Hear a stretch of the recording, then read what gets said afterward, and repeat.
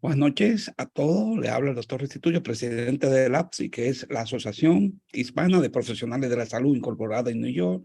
Hoy miércoles 5 de octubre del año 2022. Nuestro invitado es el doctor Carlos Alfredo Pimentel, que en breve será presentado por la doctora Kenia Félix. Gracias a todos por entrar. El tema de hoy, un tratamiento vanguardista del dolor lumbar y la ciática, con el doctor Pimentel. Recordándoles que TVA Si Tu Voz surgió durante la pandemia. Estamos cumpliendo 3 años. Tenemos la hora del neurólogo cada miércoles y también TVA Si al Día cada sábado a las 5 de la tarde. Están invitados siempre a participar.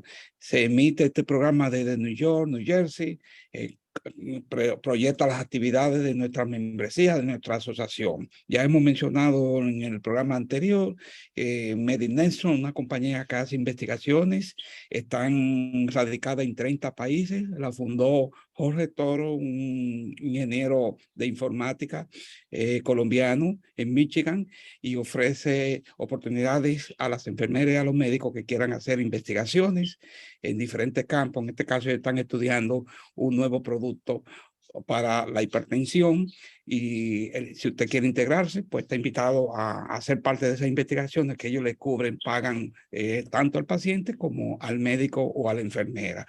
Gracias a los que se suscribieron y se están suscribiendo a nuestro canal de YouTube, que ya hemos llegado a 1000 suscriptores, ya sobrepasamos 1050 y 792 videos de diferentes temas que hemos presentado a través de estos 3 años de presentación. Puedo levantar la mano o escribir en el chat para hacer preguntas.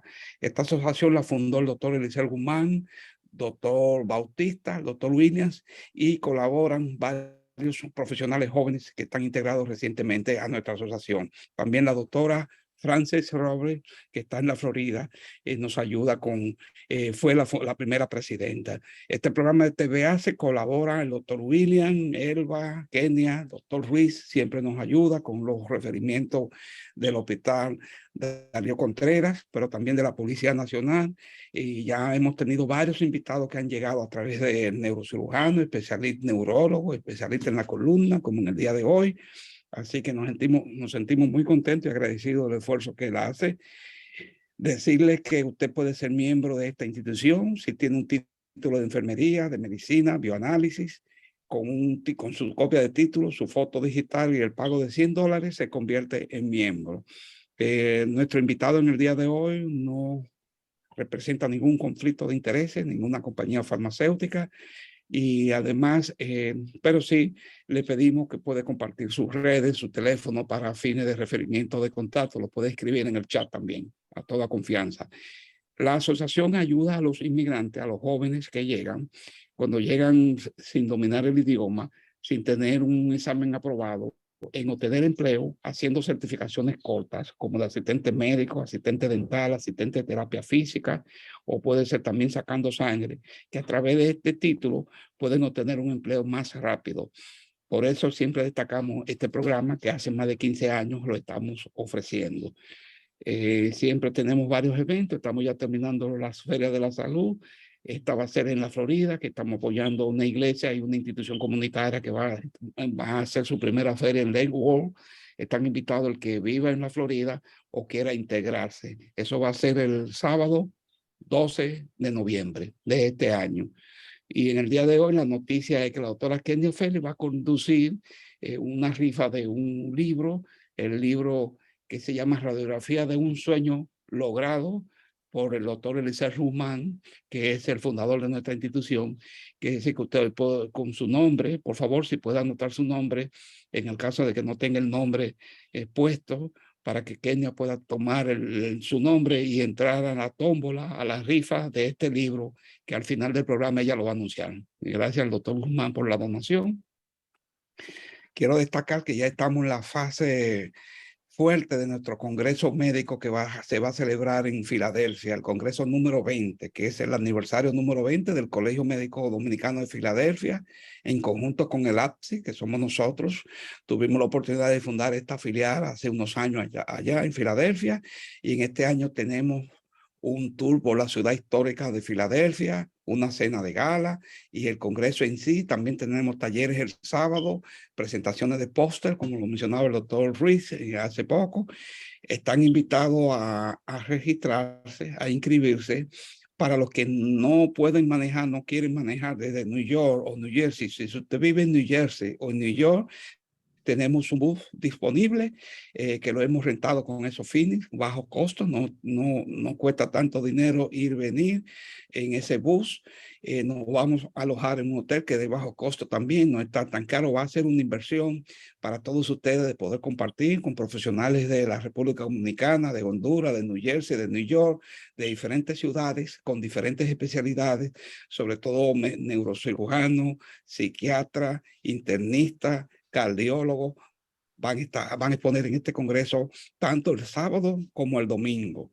Así que si usted no se ha registrado en el bus, que bueno, es de este tamaño, tiene una capacidad para 55 pasajeros, pero ya está bien avanzada la registración, le pedimos por favor que se me llame o llame a la doctora Leonor Tavares para su registración. Eh, ya lo mencionamos, vamos a visitar todo esto. El presidente se nos adelantó, hace 3 semanas estuvo ahí en el Palacio de la Independencia y en la gala, que ya lo mencionamos, van a tener la oportunidad de conocer a Chaira Arias de Telemundo 62, Filadelfia. Ella ha ganado varios premios Emmy en el área de periodismo y vamos a tener la oportunidad de conocerlo. El doctor Dante Sánchez va a recibir un homenaje póstumo a través de su familia. Él fue fundador de esta institución también y murió debido al COVID. Y fue un empresario, un gran luchador en el área de Filadelfia. Así que vamos a conocer parte de su historia y ahí vamos a estar. Quiero detenerme aquí para dar paso a la doctora Kenia Félix para presentar a nuestro invitado con este tema de mucho interés para todos ustedes. Muchas gracias. Muy buenas noches a todos. Bienvenido a nuestro invitado de una manera especial, el doctor Carlos Alfredo Pimentel Bernal, a quien me complace en el día de hoy presentar.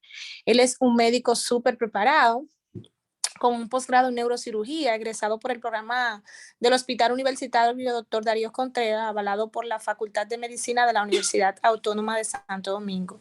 Tiene una alta especialización en cirugía compleja de columna vertebromedular y nervios periféricos. Egresado del Departamento de Neurociencias de la Misericordia Clínica Internacional, avalado por la Facultad de Medicina de la Universidad Simón Bolívar, Colombia. Tiene un fellow en cirugía de columna navegada y mínimo invasiva del Programa Internacional de la Facultad de Medicina Wayne Corner en New York, Pennsylvania Hospital. Tiene muchas membresías, entre ellas la Sociedad Dominicana de Neurología y Neurocirugía, también la Sociedad Americana de Cirujanos Neurólogos, la Sociedad Dominicana y también la Sociedad Americana de Cirugía de Columna y la Federación Latinoamericana de Neurocirugía. Así es que sin más preámbulos, vamos a dar paso en el día de hoy al doctor para que inicie su tema, el cual es un tema que yo sé que le compete a mucho, porque a quien no ha padecido algún día un dolor de espalda o una ciática, en el día de hoy ese será su tema, tratamiento vanguardista del dolor lumbar y la ciática. Así es que adelante, doctor Pimentel. Bueno, muchísimas gracias, Kenia, agradeciendo a la Sociedad Hispana, ¿no?, de Profesionales de la Salud por la invitación a participar en este día, ¿no?, para dialogar un poco sobre las técnicas de vanguardia para tratar el dolor lumbar y el dolor ciático. Voy a proceder a compartir la pantalla, si me permiten. Claro. Ahí está. Perfecto. Pues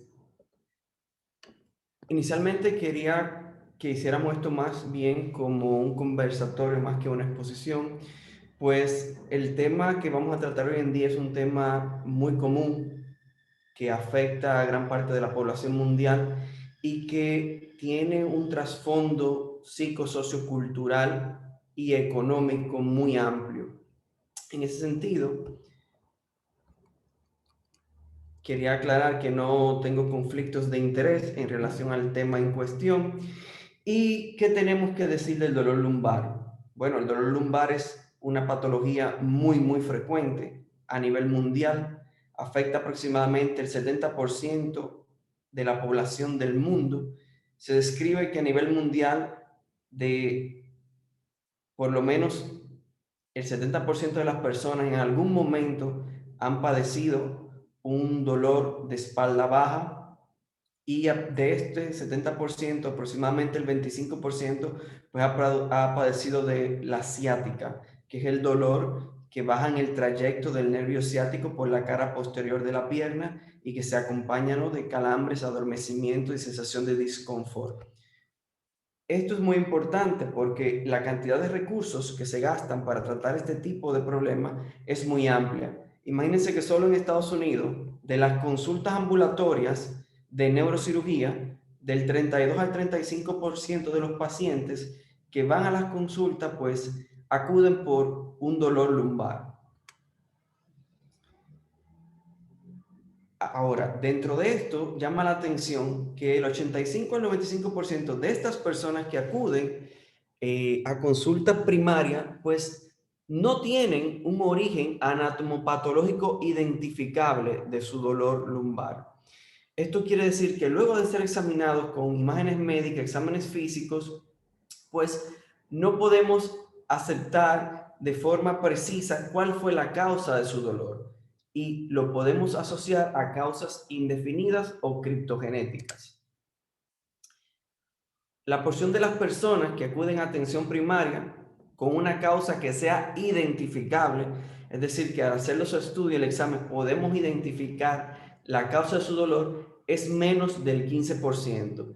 Y entre estas, las causas más comunes identificables, pues son las fracturas vertebrales, las enfermedades inflamatorias del disco y de los procesos articulares, como las facetas, que son las espondiloartropatías inflamatorias, también las neoplasias y las infecciones ya menos frecuentes. Estas enfermedades conllevan un grado de discapacidad importante. De hecho, se asocia que la discapacidad producto del dolor lumbar ha aumentado significativamente desde 1990 al 2019, sobre todo en un grupo laboral muy importante, que son las personas de 50 a 60 años.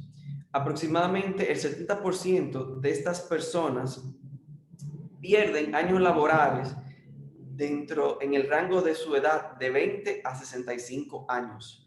Es decir, que son prácticamente la masa productiva de un país que queda con ciertas limitaciones o ciertas incapacidades para laborar producto de esta enfermedad. Y es que la enfermedad discal degenerativa es un proceso lento, es un proceso muchas veces que pasa desapercibido, donde tenemos una transformación de una estructura vertebral que al inicio podemos compararla como un auto nuevo que luce con buenas llantas, buena altura de los discos, los huesos lucen con una adecuada formación, y la enfermedad discal degenerativa va a hacer que todo esto se trastorne y que pasemos entonces a un estado de desgaste. Si vamos a hablar un poquito de la fisiopatología, de cómo ocurre este daño a nivel del disco, tenemos que entender que hay una codificación genética. Hay personas que tienen una predisposición a que se acelere el daño discal, sobre todo cuando se expresan los genes codificadores del colágeno tipo 9, el COL9A2 y el COL9A3. Esto incide a una cascada degenerativa donde básicamente los componentes internos del disco, que son el condritin sulfato y el queratán sulfato, pues que son unos componentes osmóticos que permiten que el disco esté bien hidratado, que tenga buen tamaño, buena disposición y que se nutra, como ustedes ven acá, de los platillos de las vértebras, pues esto codifica un stop y comienza a perderse ese componente líquido, ese componente viscoso del gel del núcleo, y esto va a predisponer a que todo el anillo fibroso, que es la parte externa que contiene el núcleo, pues se inflame y produzca dolor. También va a perder altura y va a ocasionar que un disco que lucía así inicialmente, pues luzca de esta forma finalmente. Esto produce estrechez de los espacios por donde salen los nervios, como los forámenes, y del canal neural, por donde pasan pues los elementos como la médula espinal y los nervios raquídeos. Y esto es una pequeña comparación de cómo luce un disco hidratado, comparándolo con la llanta de un automóvil, cómo luce luego de que está enfermo, completamente desinflado.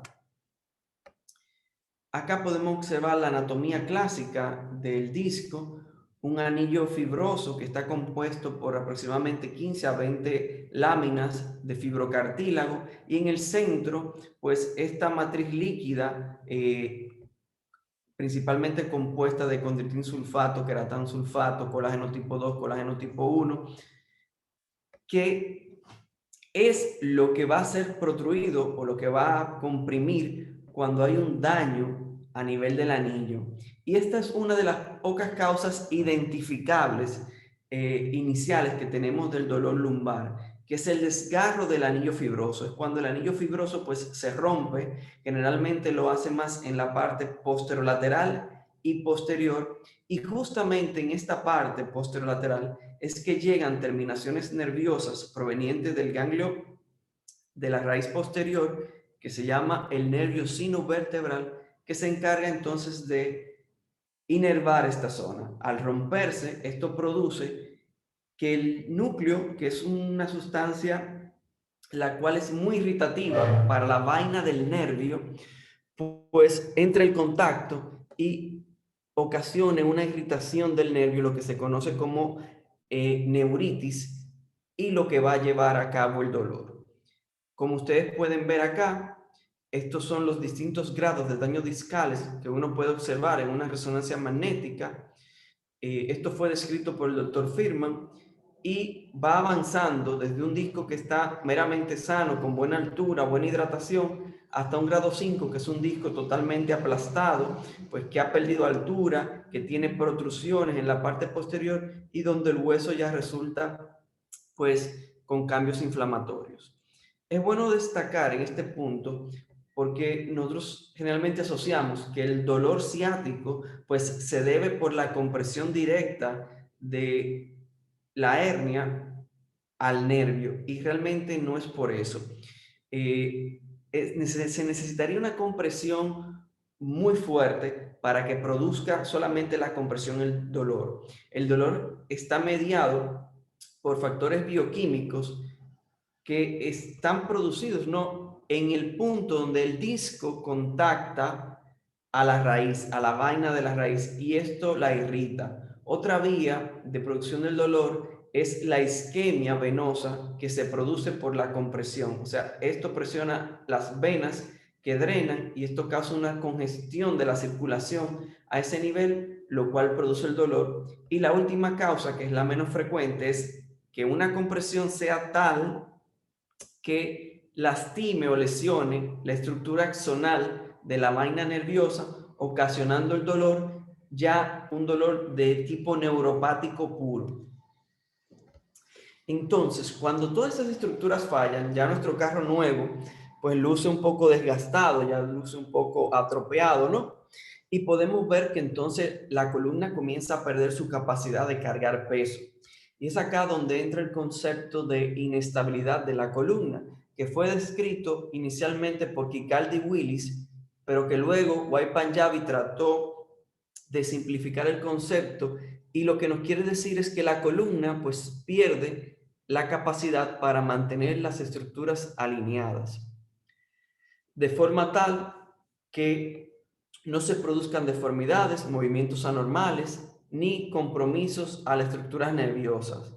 Es sencillamente una columna que está más móvil de lo adecuado y que ya no tiene un poder de sujeción adecuado. Entonces, a partir de acá, quiero hablarles de cómo tratamos este dolor lumbar y dolor ciático, pero basándonos en lo que funciona realmente. Y aquí le traigo una revisión sistemática Y lo interesante de esta revisión sistemática que fue publicada en el Journal of Clinical Medicine es que está hecha en base a guías prácticas del manejo del dolor lumbar y de la ciática.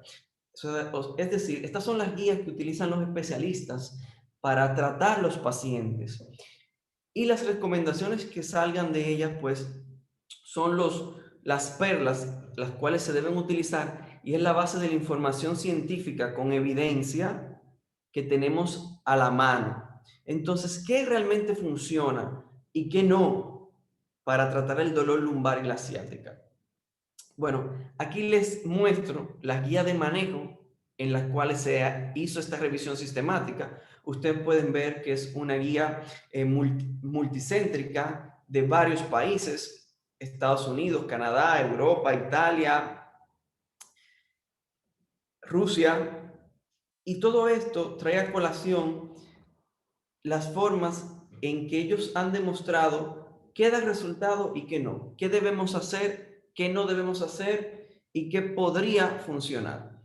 Y en cuanto al tratamiento no invasivo de la lumbalgia, podemos ver que el reposo en cama, que es lo que generalmente piensa el paciente, que es lo primero que tiene que hacer cuando presenta un dolor lumbar, pues esto realmente está contraindicado, no se recomienda por las guías el reposo en cama.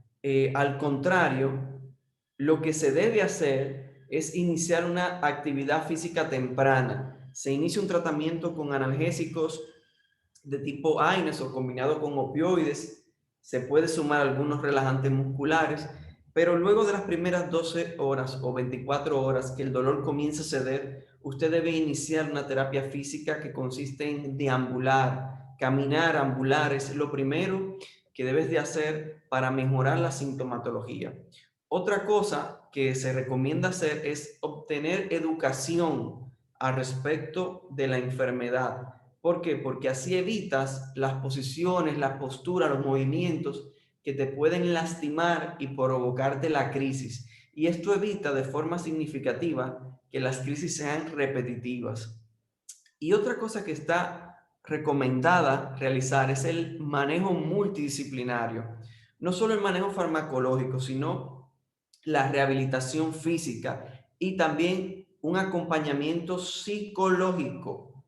La psicología en el paciente que tiene dolor lumbar es importante, porque muchas veces el dolor lumbar, como ustedes vieron, o sea, la mayoría de las veces, no tenemos una causa anatomopatológica demostrable y se puede asociar a disconfort del paciente en su lugar laboral, a un paciente que tiene una depresión, a un paciente que realiza algún tipo de actividad específica que predispone a que se lastime, a una condición familiar que exacerba un dolor muscular a nivel lumbar. Entonces, esto sí tiene evidencia de que funciona.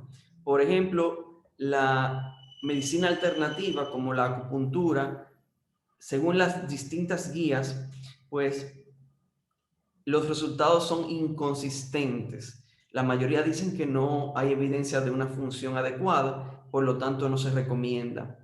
Si hablamos, por ejemplo, de las terapias manuales como los masajes, las tracciones o las manipulaciones del tejido blando, pues los resultados siguen siendo inconsistentes. No hay una evidencia certera de que esto funcione y por lo tanto no se recomienda.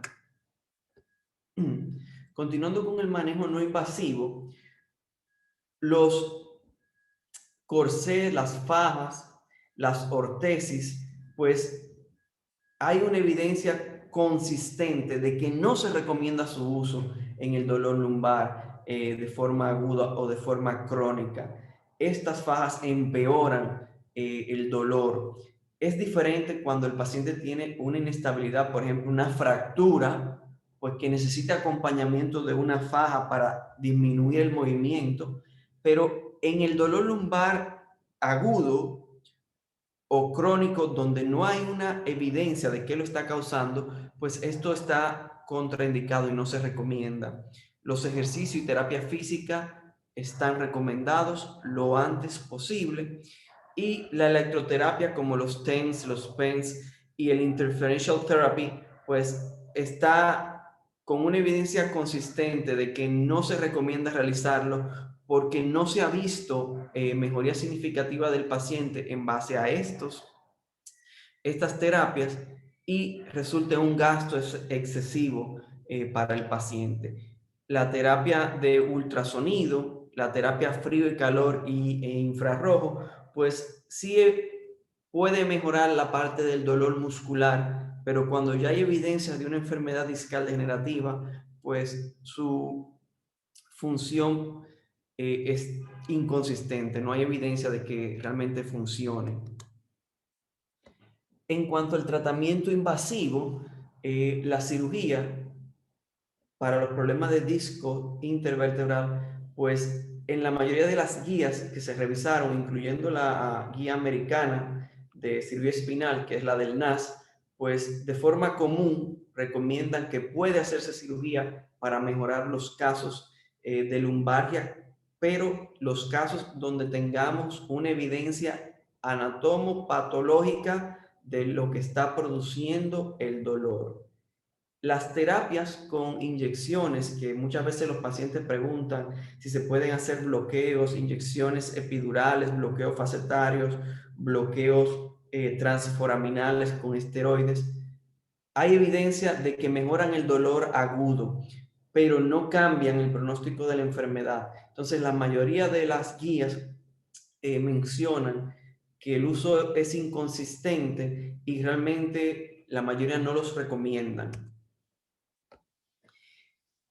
Entonces, en este sentido, les traigo unas cuantas técnicas vanguardistas desde el punto de vista de cirugía, que es lo que nosotros realizamos como neurocirujanos especializados en columna vertebral, que han evidenciado buena tasa de eficacia para mejorar pacientes que tengan trastornos evidenciados por anatomía patológica y por imágenes que sean la causa de su dolor lumbar, por ejemplo, hernias discales, fracturas de columna, infecciones en la columna, daños a nivel de las facetas, etc.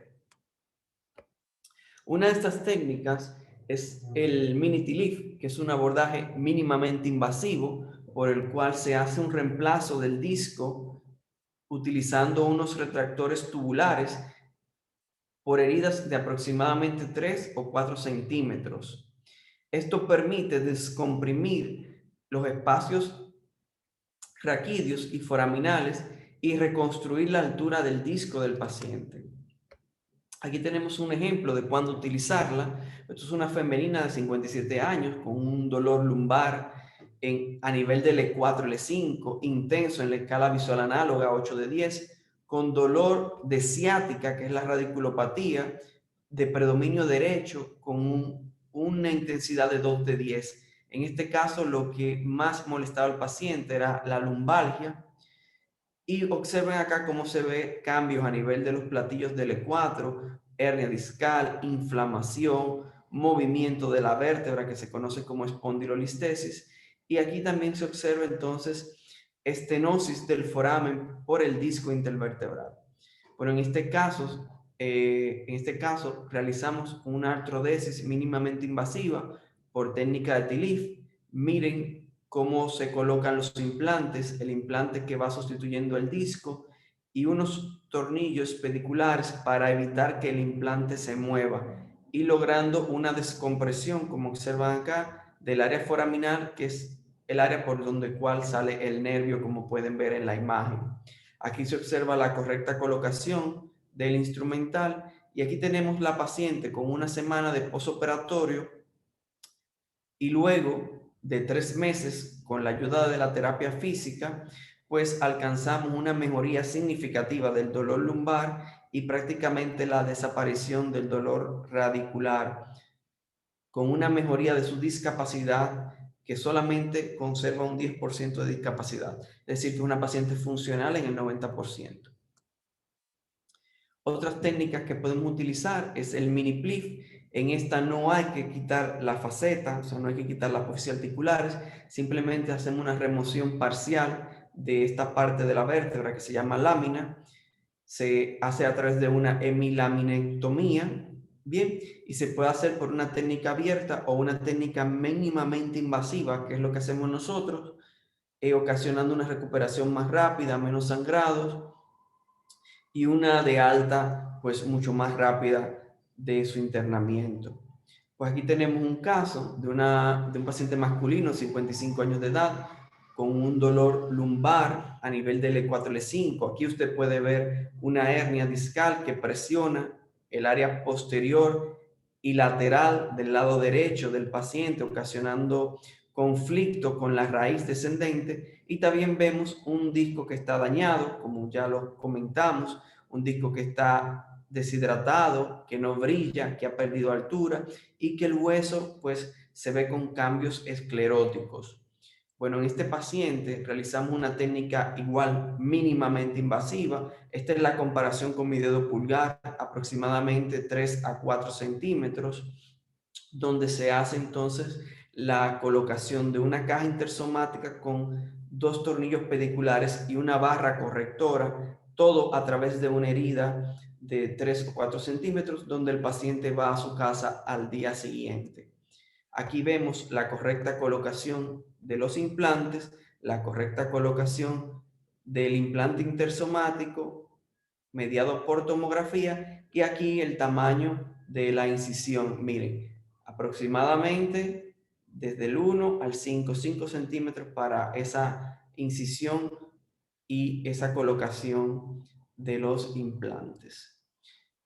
Aquí tenemos al paciente con 6 meses de posquirúrgico. Miren la cicatrización, un paciente completamente funcional, una mejoría muy significativa del dolor de espalda, en escala visual análoga un 2 de 10, y la radiculopatía, o sea, la ciática prácticamente ha desaparecido, 1 de 10, y solo presenta una discapacidad de un 10%, es decir, que es un paciente funcional en el 90%. Como reflexión final, comentarles que el dolor lumbar es una problemática mundial que causa trastornos a nivel de la economía de los pacientes y de sus familiares, trastornos a nivel laboral, que es una patología que podemos ayudar a resolver utilizando técnicas mínimamente invasivas, siempre y cuando exista una evidencia de que existe una lesión desde el punto de vista anatomopatológico, que los resultados de hacer estos procedimientos mínimamente invasivos son similares a los resultados que se obtenían con la cirugía abierta, con el beneficio de menos sangrado, una herida más pequeña, una recuperación mucho más rápida, menor tasa de infección y que puede ser útil en pacientes que ya han sido operados como técnicas de reparación de cirugías previas. Acá siempre agradeciendo, ¿verdad?, al grupo de personas que nos enseñaron y con los que compartimos, el grupo del Hospital Darío Contreras, el grupo de la Misericordia Internacional, el grupo del Hospital Presbiteriano de Nueva York, a cargo del Dr. Roger Hart, y el grupo de la Plaza de la Salud. Pues muchísimas gracias y si tienen alguna pregunta, pues estamos a la orden. Gracias, Carlos. Gracias.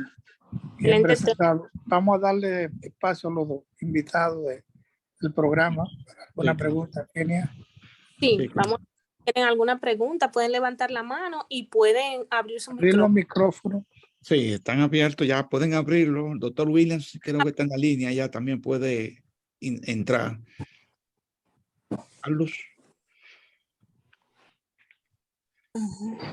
Sí, parece que... Yo creo que William iba a hablar o algo, pues era William que estaba hablando. Sí, parece que tuvo que salir, él entrará ahora. Tuvo que salir el doctor. Sí, sí. Bueno, ¿alguien tiene algún comentario o pregunta con este tema de tanto interés? Doctor, le quiero preguntar, ¿esas técnicas quirúrgicas se están utilizando en el país, en otros, aparte de la capital? Sí, bueno, la técnica quirúrgica de mínima invasión en nuestro país es nuevo. Puede tener aproximadamente 5 o 6 años que la hemos implementado. Se están utilizando tanto en Santiago como en Santo Domingo. Ok. Lo- Eh, el sí, seguro lo cubre. El, el seguro cubre la cirugía. Bueno, lamentablemente, a pesar de que hemos tenido unas cuantas reuniones con las aseguradoras para que coloquen en el catálogo los procedimientos de mínima invasión, pues al día de hoy no, los procedimientos de mínima invasión no están cubiertos. Ok. Los seguros en Santo Domingo y República Dominicana pues cubren la cirugía tradicional, que es la cirugía abierta para la artrodesis, pero todavía no cubren ninguno de los procedimientos mínimamente invasivos. Ah, ok. yo tengo Kenia. una pregunta. Sí. Sí, adelante. ¿Qué tan costosos son estos implantes, doctor? Sí, todo depende, Kenia, de qué tipo de implante se utilicen. Los implantes que se utilizan para cirugía de mínima invasión son implantes los cuales son fenestrados, o sea, tienen unos orificios en el centro para poder pasar unas agujas que se llaman guía de Kirchner's, y el costo de estos materiales aumentan con respecto al material estándar con el que se hace la cirugía abierta. Dependiendo de la casa comercial que te supla el material, estamos hablando que un set para hacer un nivel debe costar aproximadamente $2.500, $3.000. Regularmente a un paciente, la mayoría de pacientes, ¿cuántos sets hay que hacerle? Depende, si tienes una sola hernia discal, como viste en los casos, y vamos a hacer de mínima invasión, pues en ese caso simplemente se van a utilizar de 2 a 4 implantes tipo tornillos pediculares y un implante intersomático. Entonces, en la mayoría de estos pacientes, el costo de material va a oscilar de $2.000 a $3.000. Ah, pues no está tan caro. Asequible, más o menos. El costo del material. Claro. En cirugía plástica se paga más.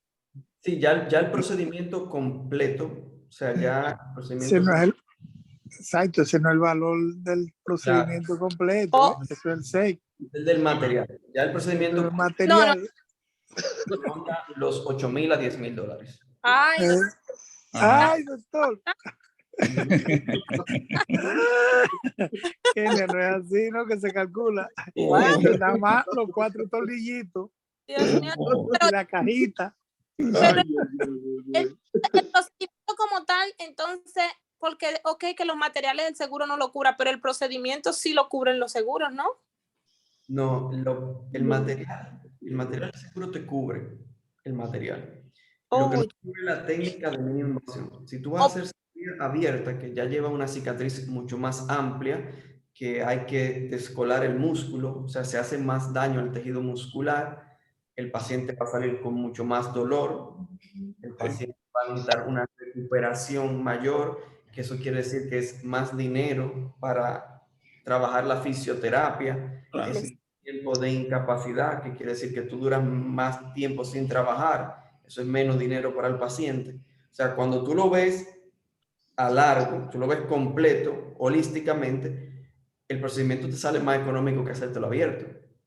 Claro. ah, Lo que te va a ahorrar en dolor, en tiempo de recuperación, por lo rápido que te vas a integrar al trabajo. Bien. Sí.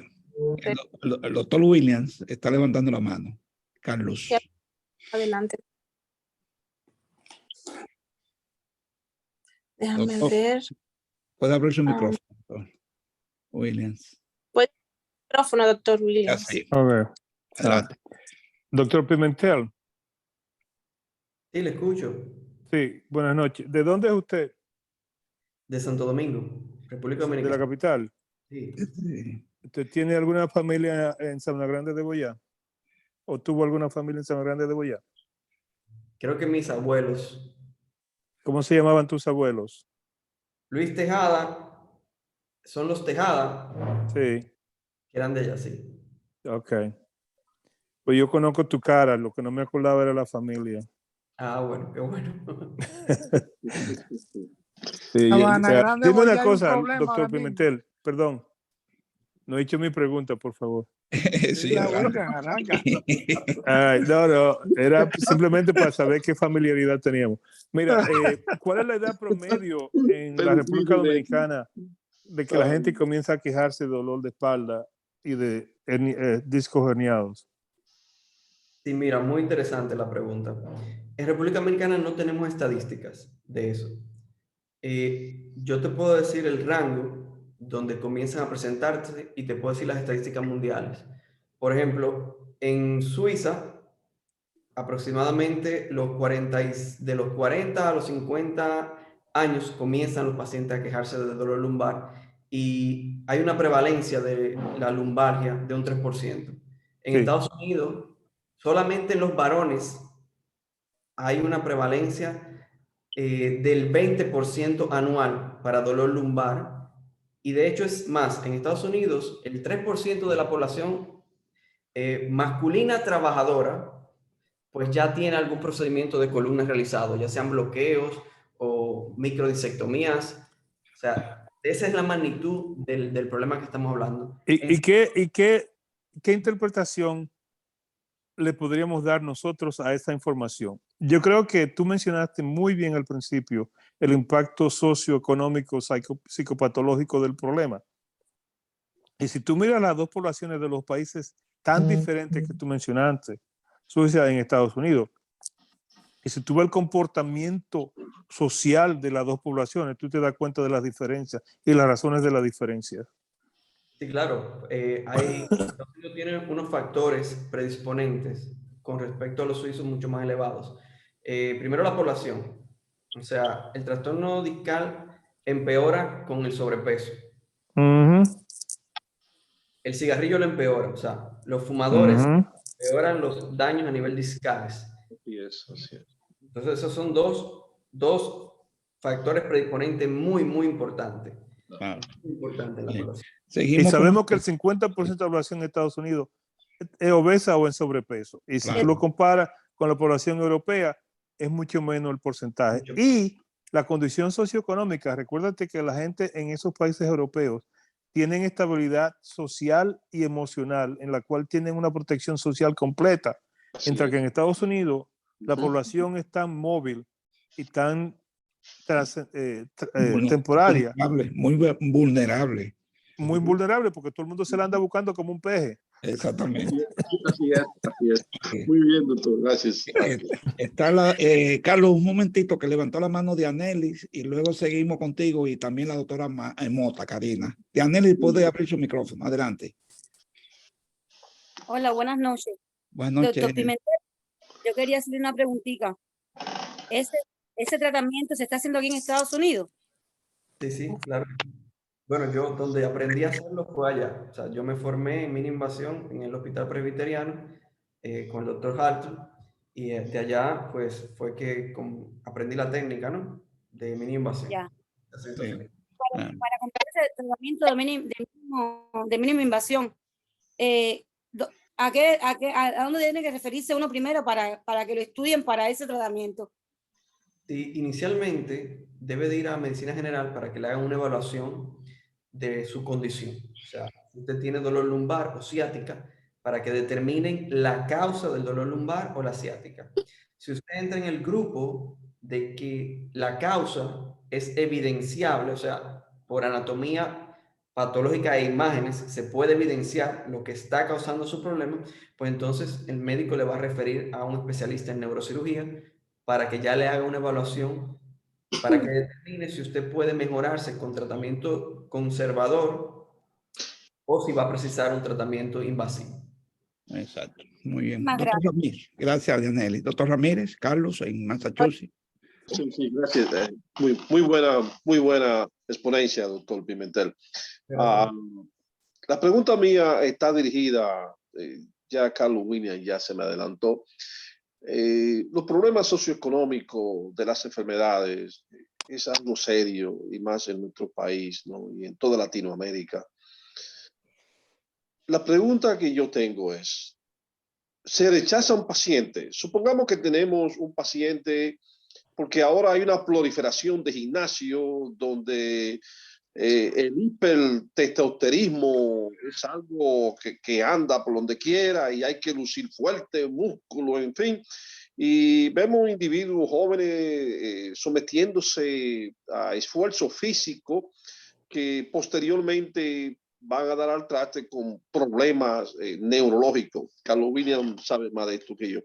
Entonces, la pregunta mía es, estos pacientes, por ejemplo, ya por genética, ¿verdad? Y con un deterioro de calcio, producto ya sea hormonal o ya sea de otra base, estos pacientes llegan a ustedes y la pregunta mía es, ¿cuáles son rechazados? Mire, señor, lamentablemente no puedo meterle un tornillo a este hueso porque hay un problema de base, de calcificación.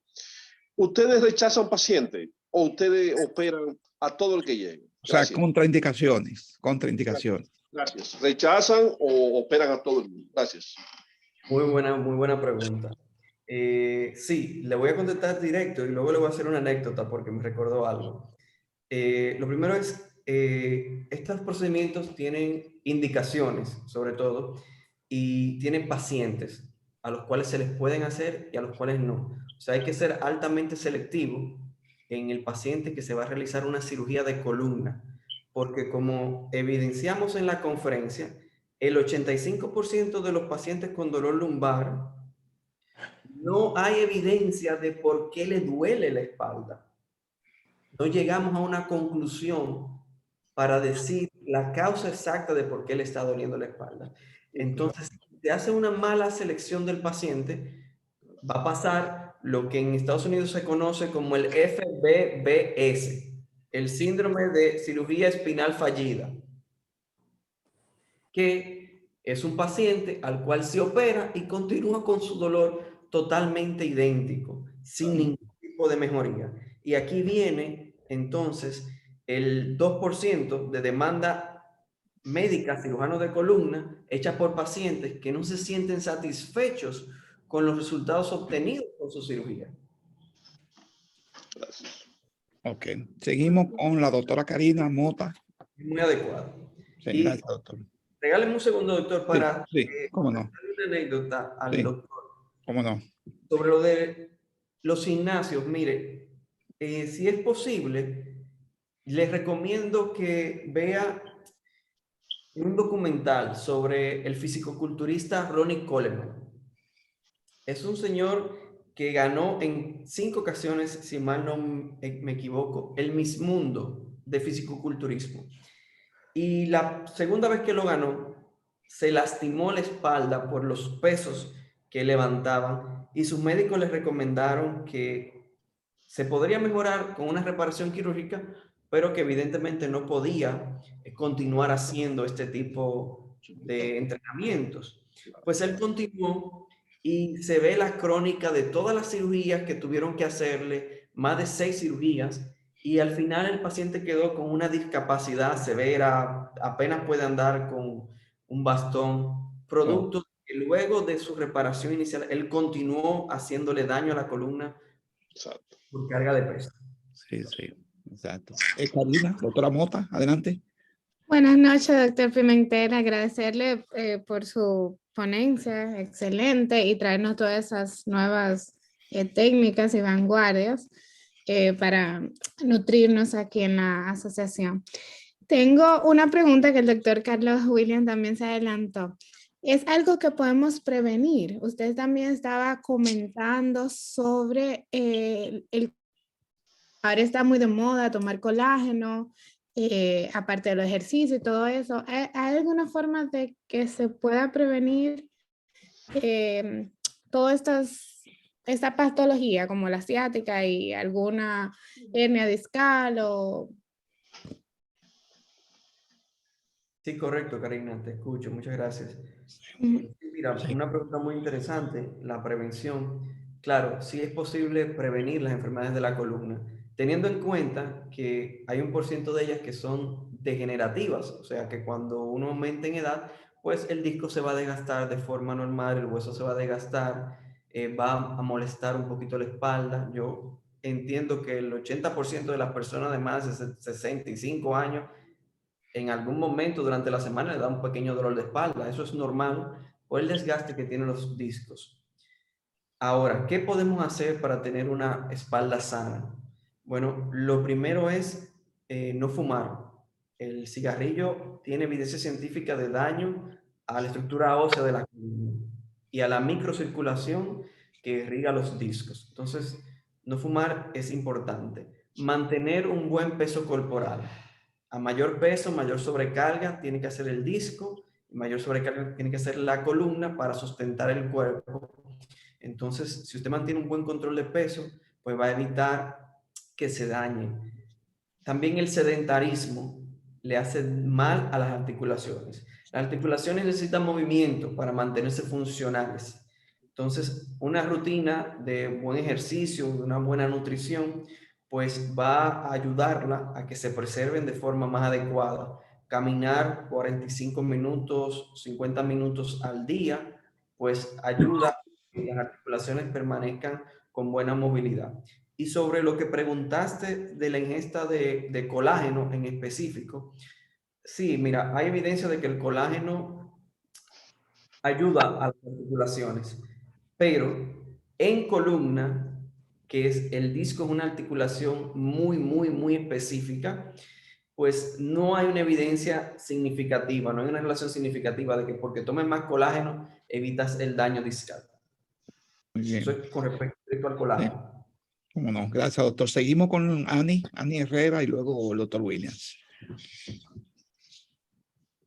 Buenas noches a todos.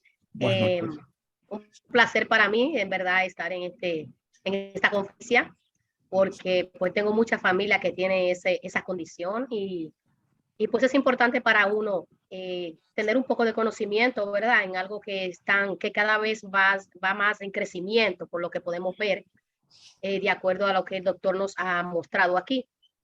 Sin embargo, mi pregunta es la siguiente.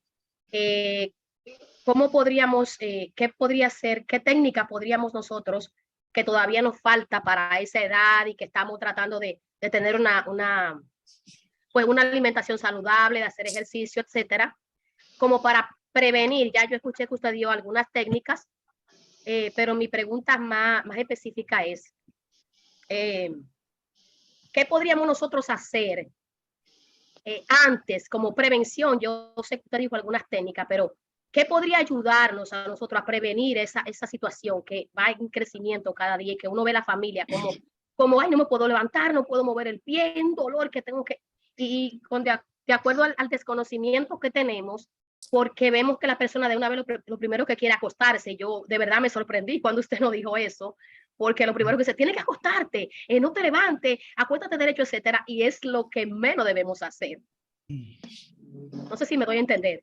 Sí, claro. Okay. ¿Cómo no? Perfectamente. Mira, aparte de lo que te comenté, hay otras cosas que puedes hacer para evitar daños del disco, sobre todo a nivel lumbar.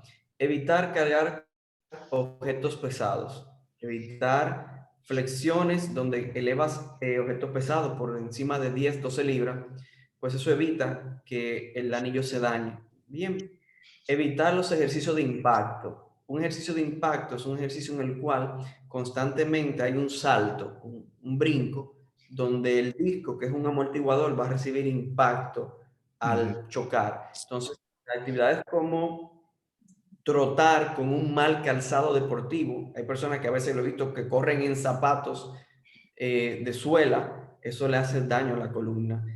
A las mujeres, los tacos altos, ese taconeo de forma continua, pues puede generar daño en la columna. De hecho, está evidenciado que cuando tienes dolor de espalda y usas los tacos, empeoras.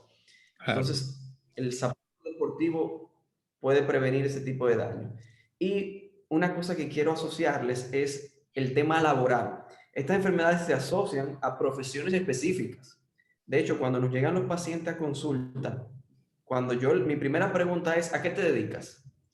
Porque es una enfermedad que se ve mucho más en oficinistas, o sea, personas que pasan mucho tiempo sentados, o sea, posturas prolongadas, ya sean abogados, ya sean secretarias, las maestras, personas que pasan mucho tiempo de pie, por ejemplo, los oficiales, policías, los oficiales de tránsito, los militares que trabajan durante mucho tiempo de pie, también predispone a que se dañen los discos. Los choferes, las personas que pasan todo el día conduciendo vehículos, los taxistas y los agricultores, porque trabajan mucho flexionados en la tierra, doblados.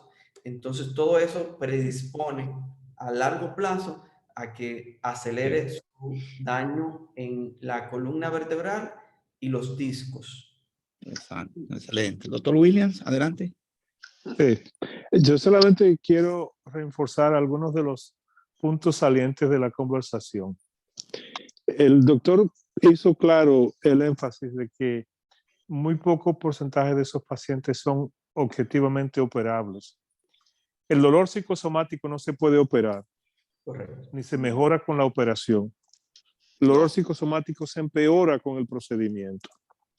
Primero. Segundo, contrario a la creencia generalizada de que yo trabajo en una oficina y por lo tanto no tengo dolor de espalda, como él acaba de decir, mientras más sedentaria es la vida de la persona, más debilidad tiene en la espalda. El otro problema, si comparamos el cuerpo humano, el esqueleto óseo con con el cuadro de una casa, por ejemplo, si estamos construyendo un edificio y lo queremos hacer de 4 plantas y hacemos la base para 4 plantas, pero al final, antes de terminar el edificio, alguien decide que hay que ponerle 4 plantas más hacia arriba, el edificio se va a caer y tú te preguntas, ¿por qué? Porque el edificio nunca fue construido para soportar 8 plantas, ¿verdad? Cuando un ser humano crece y se desarrolla, el promedio de peso que debe desarrollar depende de sus proporciones. En averaje, vamos a decir 200 libras. Pero si pesamos 4, 250, 350, entonces ya estamos poniendo el estrés en el esqueleto óseo. Y eso es una condición crónica. Además del proceso de la edad natural, de la deterioración natural y el hecho de que la gente se cae, tiene accidentes, hace trabajos, hace cosas que tienen consecuencias acumulativas, porque en realidad el problema es que es un proceso acumulativo sobre tiempo y que la gente no se da cuenta de que ellos se están haciendo daño a sí mismos y continúan con el mismo comportamiento. Muy bien, seguimos con la licenciada Aris Lico, que levantó la mano también, y luego pasamos ya con la rifa final del libro con Kenia. Aris, puede abrir su micrófono. Gracias, buenas noches a todos. Pido disculpas porque no pude entrar desde el inicio y lo que escuché del doctor para mí fue maravilloso, muy importante. Yo quiero preguntarle a él dónde él labora en República Dominicana porque precisamente yo estaba muy interesada en esta conferencia porque yo estoy padeciendo de un dolor de espalda desde hace mucho y no me deja hacer absolutamente nada. Yo no puedo hacer, como dicen, ningún oficio en la casa, no me puedo acostar. Yo hasta le dije al doctor antes de ayer, a mi doctor, que cuidado si a mí me volvió otro coágulo de sangre en los pulmones, porque el mismo dolor que yo siento que cuando tenía el coágulo de sangre en los pulmones. Pero escuchando parte de la conferencia de él, veo que puede ser la causa, otro motivo de la causa.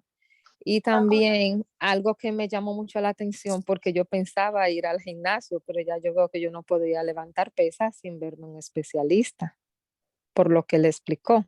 No sé qué me dirá él al respecto. Adelante, doctor. Sí, bueno, mis consultas están ubicadas en HS Medical Center. Voy a poner mejor... Sí, cómo no, lo puede compartir. Para que los tengan. Gracias. Sí, claro. Correcto, así será más fácil a todos. Sí, sí. Claro. ¿Alguien más? Doctor, este es un tema muy interesante. Yo sé que usted está acostumbrado a que le hagan muchas preguntas cuando da conferencia. Fue un tema de mucha pregunta, ¿verdad? De mucho interés. ¿Qué Kenia, no sé si quiere brevemente ya sin mencionar si ya tiene un ganador del libro que estamos donando en rifa para hoy. Tengo todos los papelitos acá, los voy a mover y vamos a Ok. sacar uno. Sí, sí. De todos los nombres, lo voy a mover. Saca uno, Manuel. Ujú. Vamos a ver, ojo cerrado. Y Sí. dice, Entraste el mío, Kenia. entonces Sí. usted, ya acabo de sacar. Adelante. José no puede ganar, no lo deje. ¿Quién es? Sácalo de ahí. ¿Cómo se llama? Celestina Ogando. ¡Ey, gracias! Ah, la doctora Ogando, Celestina, bien. Sí, qué Gracias. bien. Felicidades, Celestina. Gracias. Felicidades. Y es nueva y entró por primera vez en el día de hoy y reside lejos, está en Seattle, ¿verdad? Por Washington State. Sí, ando por aquí por Seattle. Sí, sí. Concha, felicidades. Felicidades. Luego nos Gracias. envía la dirección para enviárselo por correo. Bueno, Gracias. quiero cerrar la conferencia, una conferencia muy interesante de un tema amplio. El dominicano, el latino le tiene miedo. Toda esta cirugía es a última hora que el dominicano acude y acepta que le pongan cuchilla. Pero realmente con esto creamos más educación. Doctor, ¿algo más que usted quiera agregar? Doctor El Pimentel. doctor Carlos Pimentel puso sus lugares de trabajo en el chat. Pueden Lo entrar pueden al chat copiar. ahora y hacerle un capture de pantalla y tener lo que le interesa, Claro. tenerlo guardado. Y lo vamos a poner en el chat también de TVAC para que también por ahí compartan. ¿Algo más, doctor Pimentel? No, agradecerle nuevamente la invitación para participar, pues me sentí muy a gusto y estamos dispuestos para una próxima ocasión. Muy bien, muchas gracias a Gracias, todos. Carlos. Gracias al doctor Ruiz por la Gracias, doctor. colaboración en el día de hoy. Buenas noches a todos. Muchas gracias. Buenas Ay, buenas noches.